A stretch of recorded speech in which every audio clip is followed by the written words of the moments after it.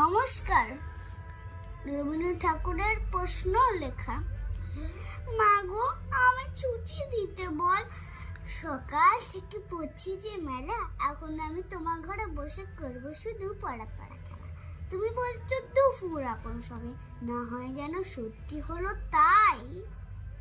একদিনও কি দুপুর বেলা হলে বিকেল হলো মনে করতে নাই? আমি তো বেশ ভাবতে পারি মনে। সূর্য ডুবে গেছে মাঠের শেষে, বাগদি বড়ি চুবড়ি ভরে নিয়ে শাক তুলছে পুকুর ধারে এসে। আদার হলো মাদার গাছের তলা, কালো হয়ে এলো দিঘির জল। হাটের থেকে সবাই এলো, মাঠের থেকে এলো চাষির দল। মনে কর না উঠলো সাজির তারা, মনে কর না সন্ধে হলো জানো।